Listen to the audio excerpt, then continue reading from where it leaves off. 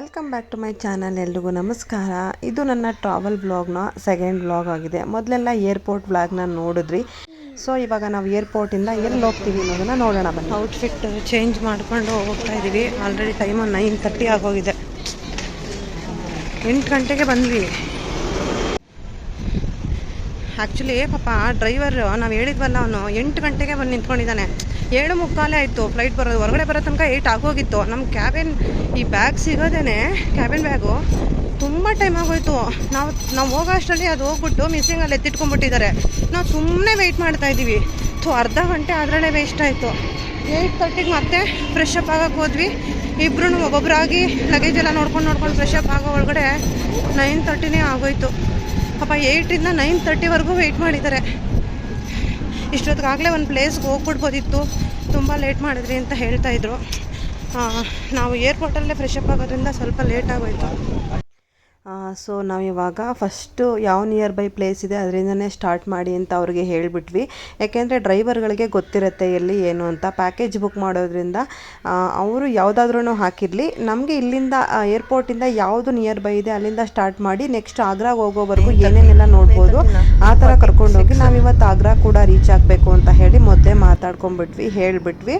So ಹಾಗಾಗಿ ಅವರು first Qutub Minar ಹತ್ತಿರ ಇದೆ, ಇಲ್ಲಿಗೆ ಕುತುಬ್ ಮಿನಾರ್ಗೆ ಹೋಗೋಣ ಅಂತ ಹೇಳಿ ಪ್ಲ್ಯಾನ್ ಮಾಡಿದ್ರು. ಹೇಗೆ ನಮ್ಮ ಮೈಸೂರು ಪ್ಯಾಲೇಸ್ನ ನೋಡೋಕೆ ಬಂದರೆ ನಮಗೆ ಕಡಿಮೆ ಇರುತ್ತೆ, ಬೇರೆಯವ್ರಿಗೆ ಜಾಸ್ತಿ ಇರುತ್ತೆ. ಇಲ್ಲೂ ಕೂಡ ಹಾಗೇ. ಇಂಡಿಯನ್ ಬಂದರೆ ಒಂದು 40 ರೂಪೀಸ್ ಇರುತ್ತೆ ನೋಡಿ. ಫಾರಿನರ್ ಬಂದರೆ ಅವ್ರಿಗೆ 600 ರೂಪೀಸನ್ನು ಪೇ ಮಾಡಬೇಕು. ಅದು ಏನಾದರೂ ATM ಕ್ರೆಡಿಟ್ ಕಾರ್ಡ್ ಯೂಸ್ ಮಾಡಿದ್ರೆ ಒಂದು 550-500 ಆಗುತ್ತೆ. ನಮಗೂ ಅಷ್ಟೇ 40 ರೂಪೀಸ್ ಇರೋದು 33 ರೂಪೀಸ್ ಆಗುತ್ತೆ. ನಾವೇನಾದರೂ ಇದರಲ್ಲಿ ಪೇ ಮಾಡ್ತಿದ್ವಿ ಆನ್ಲೈನಲ್ಲಿ ಅಂತ ಹೇಳಿದ್ರೆ. ಸೊ ನಾವು ಆನ್ಲೈನಲ್ಲಿ ಪೇ ಮಾಡಿ ಇವಾಗ ನಾವು ಹೊರಟ್ವಿ ಒಳಗಡೆಗೆ. ಗೈಡ್ ಬೇಕಾ ಅಂತ ಕೇಳ್ತಾನೆ. ನೋಡೋಣ ಬನ್ನಿ ಅಂದರೆ ಸೋಡಾ ಕುಡಿತೀನಿ ಅಂತ ನಿಂತ್ಕೊಂಡವ್ರೆ. ಬರೀ ಇದೇ ಆಯಿತು, ತಿನ್ನೋದು ಕುಡಿಯೋದು ತಿನ್ನೋದು ಮಲಗೋದ್ರಲ್ಲೇ ಮುಗಿಸ್ಬಿಡ್ತಾರೆ ಅವರು. ನಾವೆಲ್ಲೆಲ್ಲಿ ಏನೇನಿದೆ ಅಂತ ನೋಡ್ಕೊಂಡು ಅದ್ರ ಬಗ್ಗೆ ನೋಡ್ಕೊಂಡು ಹೋಗೋಣ.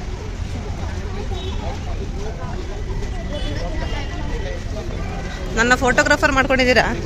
ಗಾರ್ಡನ್ ಇದೆ, ಮತ್ತೆ ಮಸೀದಿ ಇದೆ, ಮತ್ತೆ ಸಭೆ ನಡೆಸುವಂತಹ ಪ್ಲೇಸ್. ವಿಡಿಯೋ ಮಾಡಿಸ್ಕೊತಿದ್ದಾರೆ ನನ್ನ ಹತ್ರ.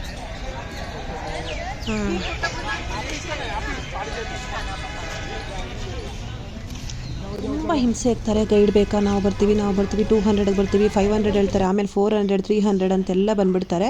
ಬಟ್ ನಿಜವಾಗ್ಲೂ ಯಾವ ಗೈಡು ಬೇಕಾಗಿಲ್ಲ. ಏಕೆಂದರೆ ಅಲ್ಲಿ ಯಾವ ಹಿಸ್ಟ್ರಿ ಇರುತ್ತೆ ಅಂತ ಹೇಳಿದರೆ, ನೀವು ಒಂದು ChatGPTಲಿ ನೀಟಾಗಿ ನೋಡ್ಕೊಂಡು ಹೋಗ್ಬಿಟ್ರೆ ಅಲ್ಲಿ ಏನೇನಿದೆ ಅಂತ. ಜಸ್ಟ್ ಕಾರಲ್ಲಿ ಹೋಗ್ಬೇಕಾದ್ರೆ ಒಂದು 5 ಮಿನಿಟ್ಸು ಇದರಲ್ಲಿ ಏನು ಪ್ರಾಮುಖ್ಯತೆ ಇದೆ, ಏನು ಇತಿಹಾಸ ಇದೆ, ಏನಿದೆ ಒಳಗಡೆ ಅಂತ ಹೇಳಿ ಕೇಳ್ಕೊಂಡು ಒಳಗಡೆ ಹೊರಟೋಗ್ಬಿಟ್ರೆ ಆ ಪ್ಲೇಸ್ ನೋಡಿದಾಗ ನಿಮಗೆ ಗೊತ್ತಾಗ್ಬಿಡುತ್ತೆ. ನಾವು ಕೂಡ ಅಷ್ಟೇ ಮಾಡಿದ್ದು. ಇಲ್ಲಿ ಒಂದು ಕಮಾಂಡರ್ದು ಒಂದು ಸಮಾಧಿ ಇದೆ.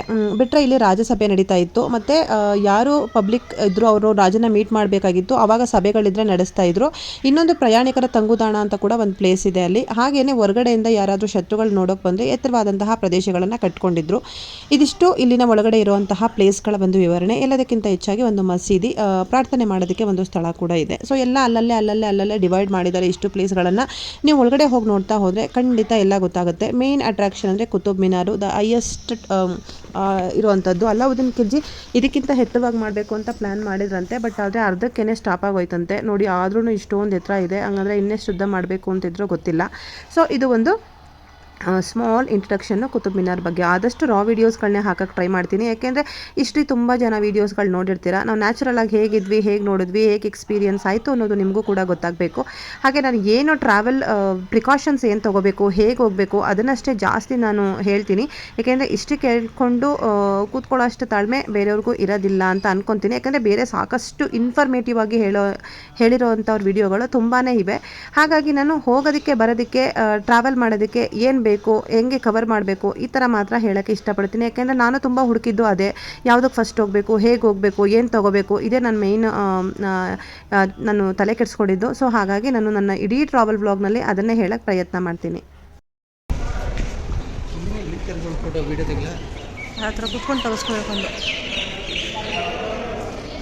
ಫಸ್ಟ್ ಟಿಪ್ಸ್ ಏನಪ್ಪ ಅಂತ ಹೇಳಿದರೆ, ಡೆಲ್ಲಿಗೆ ಈ ಸಮ್ಮರಲ್ಲಿ ಹೋಗೋರು ಮೊದಲು ತೊಗೊಂಡು ಹೋಗಬೇಕಾಗಿರೋದು ಒಂದು ಛತ್ರಿ, ಅಂಬ್ರೆಲಾ ಹಿಡ್ಕೊಂಡು ಹೋಗಿ ಕೈನಲ್ಲಿ, ಇನ್ನೊಂದು ಹ್ಯಾಟ್ ಕೂಡ ತೊಗೊಂಡೋಗಿ, ಒಳ್ಳೆ ಕಂಫರ್ಟಬಲ್ ನಡೆದ್ರು ಎಷ್ಟು ನಡೆದ್ರೂ ನೋವಾಗದೇ ಇರೋಂತಹ ವಾಕಿಂಗ್ ಶೂನ ಹಾಕೊಂಡೋಗಿ. ಇವು ಮೂರನ್ನ ಮಾತ್ರ ಮರಿಲೇಬೇಡಿ. ಎಕ್ಸ್ಟ್ರಾ ಪ್ರಿಕಾಷನ್ ಅಂತ ಹೇಳಿ ಒಂದು ಸಾಕ್ಸ್ ಕೂಡ ಹಾಕೊಂಡಿರಿ. ಶೂ ತುಂಬ ಕಾಲು ನೋವು ಬಂತು ಅಂತ ಹೇಳಿದ್ರೆ ಶೂ ಕಳೆದು ಕೈಯಲ್ಲಿ ಇಟ್ಕೊಂಡು ಸಾಕ್ಸಲ್ಲಿ ನಡೆಯೋದಕ್ಕೆ ನಿಮಗೆ ಹೆಲ್ಪ್ ಆಗುತ್ತೆ. ಬಿಸಿನಲ್ಲೆಲ್ಲ ಚೆನ್ನಾಗಿ ಕಾದಿರುತ್ತೆ, ಕಾಲು ಇಡೋಕ್ಕೆ ಖಂಡಿತ ಆಗಲ್ಲ.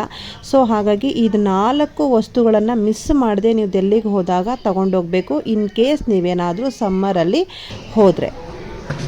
ಹಂಗೆ ಕೂತ್ಕೊಂಡು ಫೋಟೋ ಹೊಡಿತೀನಿ, ಚೆನ್ನಾಗೈತೆ. ಹಾಂ, ಬೊಕ್ಕೊಂಡು ಬಾ, ಬೊಕ್ಕ ನೋಡು.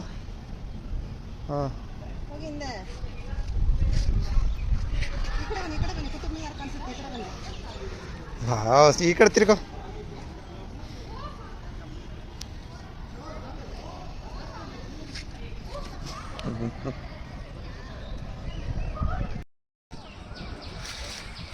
ಸೊ ಹಾಗೆ ಒಂದು ರೀಲ್ಸ್ ಅಪ್ಲೋಡ್ ಮಾಡೋಣ ಅಂತ ಹೇಳಿ ತುಂಬ ರೀಲ್ಸ್ ಮಾಡಿದ್ದೀನಿ, ಬಟ್ ಎಲ್ಲ ಪ್ರೈವೇಟಾಗಿ ಇಡ್ತಾ ಇದ್ದೀನಿ. ಹಾಗಾಗಿ ಸದ್ಯಕ್ಕೆ ನಾನು ಅದನ್ನು ಅಪ್ಲೋಡ್ ಮಾಡೋ ಅಷ್ಟರಲ್ಲಿ ಆ ಟ್ರೆಂಡಿಂಗ್ಗೆ ಹೊರಟೋಗ್ಬಿಡುತ್ತೆ ಅನಿಸುತ್ತೆ. ವಾಟ್ ಎವರ್, ಟ್ರೆಂಡಿಂಗ್ ಅಂತ ಹ್ಯಾಶ್ಟ್ಯಾಗ್ ಹಾಕಿ ಅಪ್ಲೋಡ್ ಮಾಡ್ತೀನಿ ಅಂತ ಅನಿಸುತ್ತೆ.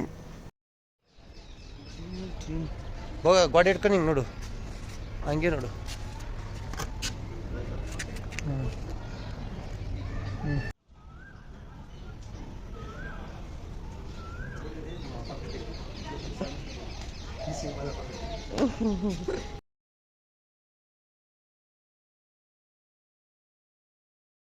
ಸ್ಟೇಟ್ ಬೇಕಾದ್ರೆ ಆಡ್ತೀರ, ಆಡು.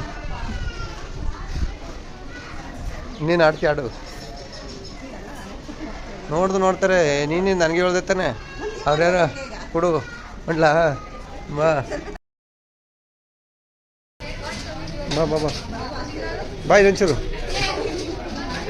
ಓ, ಕಂಬ ಮುಂದ್ಗಡೆ ಹಿಂದ್ಗಡೆ ಒರಿಕೋ, ಹಿಂಗೆ ಹಾಕೊಂಡು ತಲೆ ಹಾಕಿ ಒರಿಕೋತಾರ.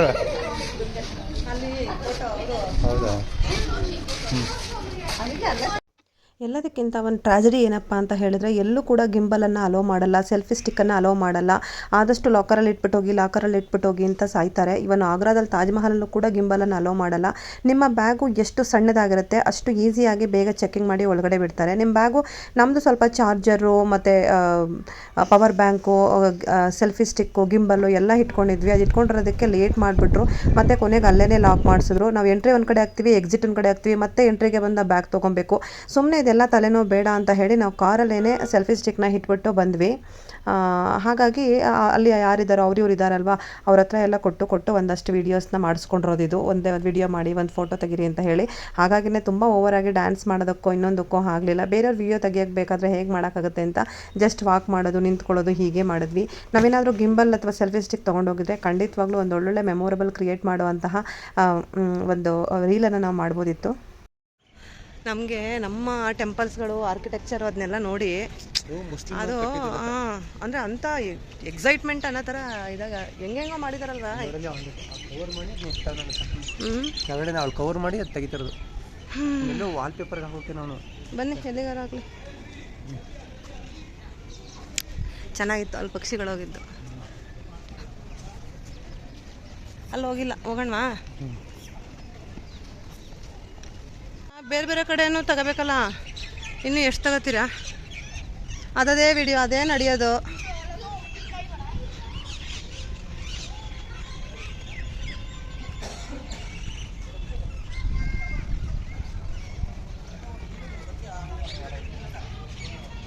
ಹಾಂ, ಇಲ್ಲಿ ಬರ್ತೀನಿ ಬನ್ನಿ.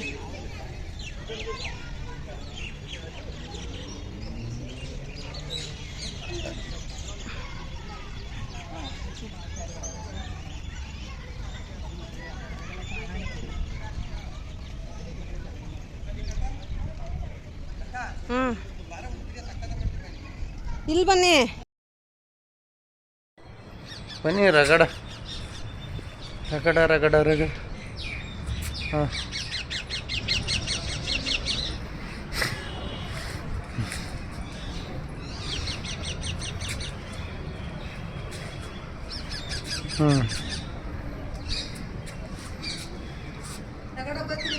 ಹಾಂ, ಬಾ.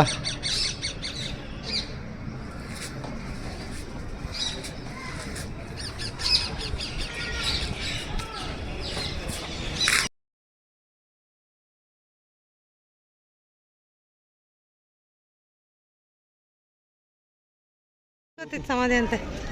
ಸಮಾಧಿ ಸಮಾಧಿನ ಅಥವಾ ರಾಜಸಿಂಹಾಸನ ಕಾಣೆ. ಸಮಾಧಿ ಓ ಸಮಾಧಿ है ना ये वो कौन है अंदर है कुतुब मिनार की कमांडर था. हाँ कुतुब मिनार का कमांडर. ಹೋಗೋಣ ಈ ಕಡೆಗೆ ಹೋಗೋಣ. ಅದೇನಲ್ಲಿ ನೋಡೋಣ ಬನ್ನಿ ಒಂಚೂರು ಹಂಗೆ ನೋಡಿತಾರೆ ಯಾರೋ ಹುಚ್ಚಿ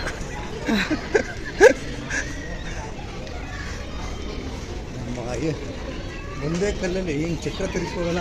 ಹಾಂ ಅವರೇ ಇದೆ ಮುಗಿಯೋ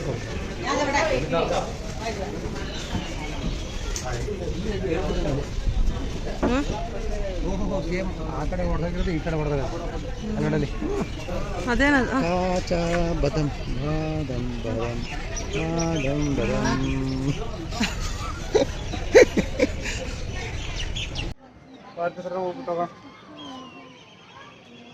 ಬ್ಲೂ ಸಿಟಿ ನೀರು ಹೊಟ್ಟೆಗಳು ಇವೆರಡು ಸಂಚಾರ ಯಾವಾಗ ಬಂದ್ರಿ ಡೆಲ್ಲಿಗೆ? ಈಗ 10 ನಿಮಿಷ ಆಯಿತು ಬಂದು. ಈಗ ಎಲಿ ಅಂತ ಸಾಂಗ್ ಹಾಕ್ಬಿಡು.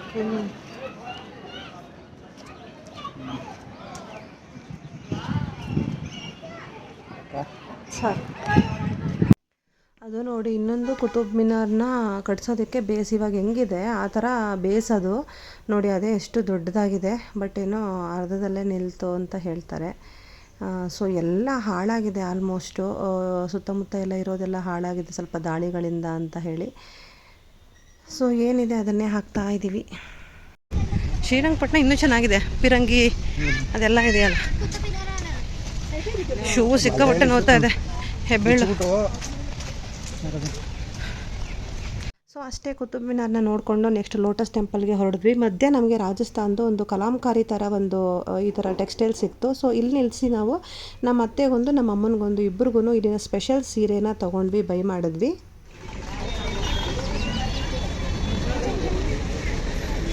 ನೋಡಿ ಹೇಗೇನು ಕಡಲೆಪುರಿ ತಗೋರಕ್ಕೆ ಹೋಗೋರೆ. ಇಲ್ಲಿ ಲೋಟಸ್ ಟೆಂಪಲ್ಗೆ ಒಂದು ಹನುಮಂತನ ಬಾಲ ಥರ ಇದೆ ಕ್ಯೂ. ಆ ಕ್ಯೂವಲ್ಲಿ ನಾನು ನಿಲ್ಲಿಸ್ಬಿಟ್ಟು ಕಡಲೆಪುರಿ ತಗೋರಕ್ಕೆ ಹೋಗೋದು.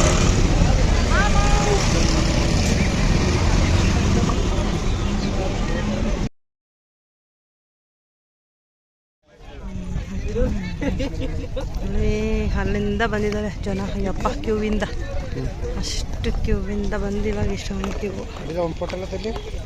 ಹೊಡೀರಿ, ಫೋಟೋ ಹೊಡಿಯೋಕೆ ಬಂದಿರೋದು. ಸೊ ಲೋಟಸ್ ಟೆಂಪಲ್ನಲ್ಲಿ ಹೊರಗಡೆ ಆರ್ಕಿಟೆಕ್ಚರ್ ತುಂಬಾ ಚೆನ್ನಾಗಿದೆ. ಏನಪ್ಪ ಅಂತ ಹೇಳಿದ್ರೆ ಆ ಲೋಟಸಲ್ಲಿ ಮಧ್ಯಗಡೆ ಫುಲ್ಲು ಒಂದು ಮಂಡಲ ಥರ ಮಾಡಿ ಒಳಗಡೆ ಒಂದಷ್ಟು ಬೆಂಚ್ಗಳನ್ನ ಇಟ್ಟಿದ್ದಾರೆ. ನಮ್ಮ ಕಾನ್ಸಂಟ್ರೇಟ್ ಪವರು ಇನ್ಕ್ರೀಸ್ ಆಗಿ ಪಾಸಿಟಿವ್ ವೈಬ್ ಬರಲಿ ಅಂತ ಹೇಳಿ ಒಂದು ಕ್ರಿಯೇಟಿವ್ ಆಗಿ ಮಾಡಿದ್ದಾರೆ. ಒಳಗಡೆ ಹೋಗಿ ಕೂತ್ಕೊಂಡು ಒಂದಷ್ಟು ಪ್ರೇಯರನ್ನು ಮಾಡಲಿ ಅಂತ ಹೇಳಿ ಇದನ್ನು ಮಾಡಿರೋವಂಥದ್ದು. ಹೊಸ ಆರ್ಮಿ ಬಂದಿದೆ, ಆರ್ಮಿ ನಂಬರ್ 1 ಟೋಪಿ ಹಾಕೊಳ್ಳಿ, ಮಾರ್ಚ್ ಪಾಸ್ ಮಾಡಿ. ಎಲ್ಲಿದೆ ಗನ್ನು? ನಮ್ಮ ಬಾಡಿ ಗಾಡಿಯವರು ಗನ್ ಎಲ್ಲಿದೆ? ಬೆಲ್ಟಲ್ಲಿದೆ ಗನ್ನು. ಹೆಂಗೋ ಹೇಳಿ ನಮ್ಮ ರಾಘು ಚೆನ್ನಾಗಿ ಮಾಡ್ತಾನೆ.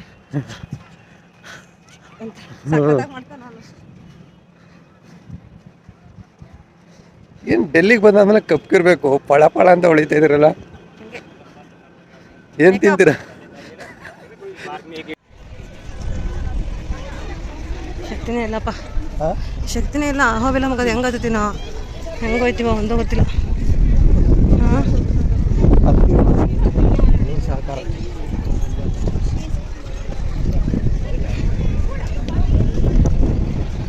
ಬಿಸಿಲಲ್ವ ರೀ, ಸಾಕ.